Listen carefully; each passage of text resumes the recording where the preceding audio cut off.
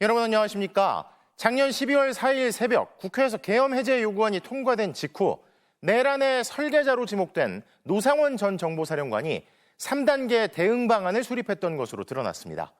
김용현 전 국방장관이 수차례 그에게 전화를 걸었고 노 전 사령관은 계획을 세웠다는데요.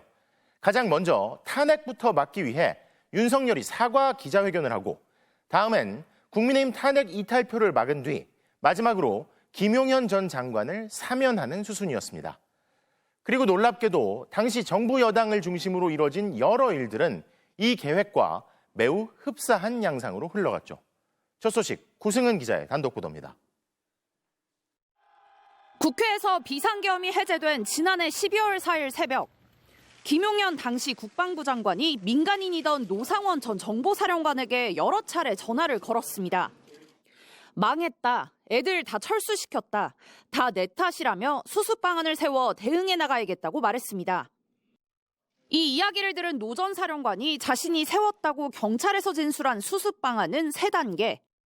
탄핵 소추안 통과를 막기 위해 윤석열 전 대통령이 대국민 기자회견을 하고 이탈표가 나오지 않도록 한동훈 전 국민의힘 대표를 불러 표단속을 한 뒤 마지막으로는 1심 재판 후 김 전 장관이 항소를 포기해 형이 확정되면 윤 전 대통령이 사면권을 행사한다는 내용이었습니다. 노 전 사령관은 다만 자신의 머릿속에만 있던 계획이라고 진술했습니다. 그렇지만 이 머릿속 계획과 실제 벌어진 일은 놀랍도록 비슷했습니다. 국회에서 탄핵 소추안이 발의되자 윤 전 대통령은 한 전 대표 등을 대통령실로 불렀습니다. 나중에 찬성으로 선회하긴 했지만 당시만 해도 한 전 대표는 국민과 지지자들의 피해를 막겠다며 탄핵안 통과 반대 입장을 밝혔습니다. 이번 탄핵은 준비 없는 혼란으로 인한 국민과 지지자들의 피해를 막기 위해서 통과되지 않도록 노력하겠습니다. 윤 전 대통령 대국민 담화도 발표됐습니다. 매우 송구스럽게 생각하며 많이 놀라셨을 국민 여러분께 진심으로 사과드립니다. 모든 책임이 자신에게 있다며 사의를 표명한 김 전 장관은 1차 탄핵 소추안이 정족수 미달로 무산되자 돌연 검찰에 자진 출석했습니다. 이런 수상한 정황에 대해 촉이 좋았을 뿐이라고 진술했던 노 전 사령관은 이어진 검찰과 특검 조사에서는 입을 닫아버렸습니다. 수사를 마무리한 내란 특검의 백서에 이 같은 내용이 담길 예정인데 김 전 장관과의 계엄 사전 모의 계획이 적힌 것으로 보이는 노 전 사령관 수첩 수사는 국방부 특별수사본부가 이어갈 예정입니다. MBC 뉴스 구승입니다. 통일교의 정치권 로비 의혹을 수사 중인 경찰이 어제 불가리 코리아를 압수수색했습니다. 전재수 전 해양수산부 장관에게 시계를 건넸다는 통일교 측 진술을 입증하기 위해 경찰이 속도를 내는 모습인데요. 공태현 기자가 보도합니다. 경찰이 어제 서울 서초구에 있는 이탈리아 브랜드 불가리 코리아 본점을 압수수색했습니다. 2018년 무렵 통일교 측 인사들이 시계 제품을 구매한 내역 등을 확보하려 한 것으로 전해졌습니다. 윤영호 전 통일교 세계본부장은 앞선 김건희 특검 조사에서 한일 해저 터널 추진 등 교단 현안 청탁을 위해 지난 2018년 전재수 더불어민주당 의원에게 현금과 고가 시계를 건넸다는 취지로 진술했습니다. 사건을 넘겨받은 경찰 특별전담 수사팀은 지난 15일 전 의원 집과 국회 사무실 등을 압수수색하며 영장에 현금은 2천만 원, 시계는 1,000만 원 상당 불가리 제품이라고 특정했습니다. 하지만 전방위 압수수색에도 시계는 나오지 않았습니다. 경찰이 불가리 코리아 본점 강제 수사를 통해 매출 전표 등 시계를 추적할 단서를 찾는 데 주력하고 있는 것으로 보입니다. 시계 가격도 수사의 관건입니다. 대가성을 입증해 뇌물죄를 적용하면 공소시효는 올해 이후로 늘어날 수 있지만 금품 금액이 3천만 원이 넘어야 합니다. 오간 현금이 2천만 원이라면 시계는 1,000만 원이 넘어야 한다는 이야기입니다. 뇌물 피의자로 입건된 전 의원은 통일교로부터 불법 금품을 받은 적 없다며 혐의를 강력하게 부인하고 있습니다. 이번 압수수색이 전 의원 수사의 분수령이 될 것으로 보입니다. MBC 뉴스 공태현입니다. 160만 원에 달하는 호텔 숙박권을 제공받아 논란이 된 더불어민주당 김병기 원내대표가 이번에는 공항 의전 논란에 휩싸였습니다. 부인과 가족을 위해 대한항공에 의전을 부탁했다는 건데요.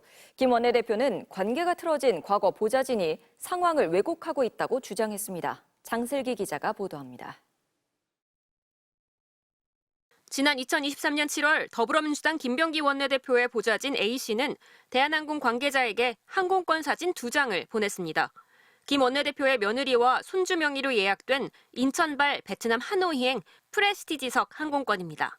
그리고 한 달 뒤 하노이 공항에 이들이 입국할 때 승무원이 마중 나오거나 승무원 창구에서 입국 심사를 빠르게 받을 수 있는지 문의합니다. 그러자 대한항공 관계자는 하노이 지점장에게 의전 서비스를 요청했다고 답했습니다. 같은 해 11월 김 원내대표의 부인이 베트남으로 출국하기 전날엔 대한항공 측이 수속 카운터를 표시한 지도와 프레스티지 클래스 라운지 이용 방법 등을 보좌진에게 상세히 전달했습니다. 혹시 카운터에서 제지당하면 모 그룹장의 이름을 대라는 조언도 붙였습니다. 이때 김 원내대표의 부인은 이코노미 항공권을 구매한 것으로 전해졌습니다. 호텔에 이어 의전 논란까지 불거지자 김 원내대표는 이유 불문 부적절하다면서도 관계가 틀어진 보좌진이 상황을 왜곡하고 있다고 반박했습니다. 또 당시 며느리와 손주, 아내 모두 어떠한 편의도 제공받지 않았다고 해명했습니다. 그때 당시에는 관계가 좋고 그러니까 보좌진들이 의원을 갖다가 이렇게 잘 모시겠다. 당시 김 원내대표는 대한항공과 아시아나 합병 문제를 다루는 국토위와 정무위 소속이었습니다. 논란이 계속되자 국민의힘 주진우 의원은 앞에서는 서민 외치고 뒤로는 공짜 호텔 누리니까 좋냐고 지적했고 여당 내에서도 아쉽다는 비판이 나왔습니다.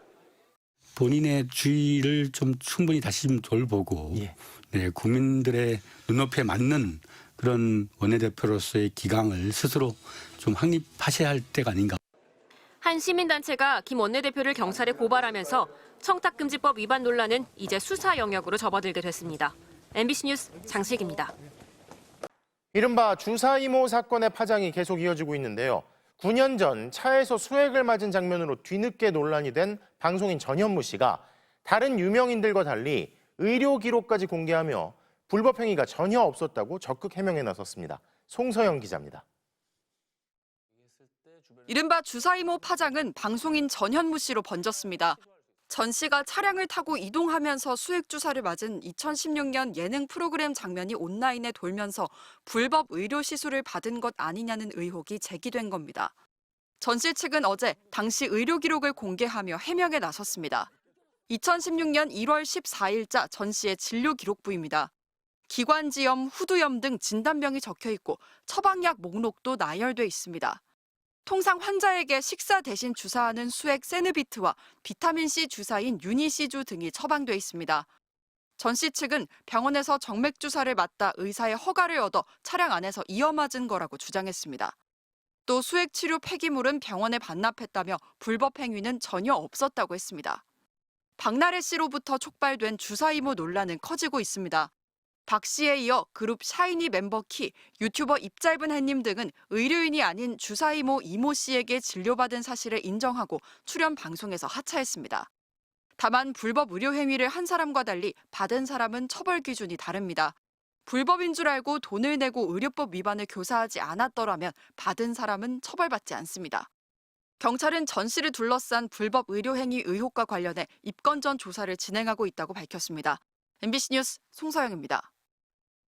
정부가 환율 안정을 위해 해외 주식에 부과하는 양도소득세를 감면해주는 파격적인 방안을 꺼내들었습니다. 해외 주식을 팔고 국내 증시에 투자하면 세금을 깎아주겠다는 건데요. 국내 복귀가 빠를수록 감면 혜택도 커집니다. 먼저 남효정 기자가 보도합니다. 국내 증시로 복귀하는 서학개미에게 비과세 혜택을 준다는 소식에 증권가는 종일 술렁였습니다. 구체적인 정책을 보여줬다는 것만으로도 시장에 분명한 시그널을 준 거거든요. 충분히 정부가 직접적으로 개입할 수 있다는 여지도 남겨뒀기 때문에. 이르면 내년 1월 중 국내 시장 복귀 계좌가 신설됩니다. 12월 23일을 기준으로 보유하고 있던 해외 주식을 팔고 원화로 환전한 뒤 이 계좌에 넣어 국내 주식이나 펀드에 1년 이상 투자하면 양도소득세를 면제받게 됩니다. 예를 들어 지난 수년 동안 미국 주식에 투자해 원금 1,750만 원이 5천만 원으로 불어난 사람이라면 주식을 팔 경우 수익금 3,250만 원에서 기본 공제를 제외하고 20%인 600만 원을 양도세로 내야 합니다. 하지만 이 수익금을 국내 주식에 투자하면 세금을 면제받을 수 있습니다.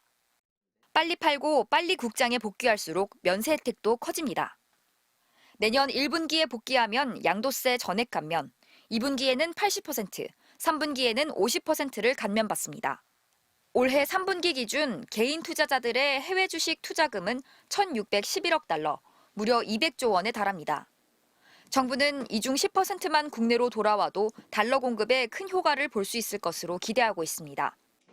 국내 복귀를 지원함으로써 외환시장의 안정과 국내 자본시장 활성화를 동시에 이와 함께 서학개미가 환율 변동에 대응할 수 있는 선물환 매도 상품도 내놓기로 했습니다. 개인은 미래의 환율 하락에 대비해 손실을 최소화할 수 있고 외환시장에는 달러 공급이 늘어날 것으로 기대됩니다. 기업을 대상으로 한 세제 혜택도 확대됩니다. 정부는 국내 기업이 해외 자회사로부터 받은 배당금에 비과세하는 비율도 100%로 상향 조정해 기업들의 달러 유입도 유도하기로 했습니다. MBC 뉴스 남효정입니다.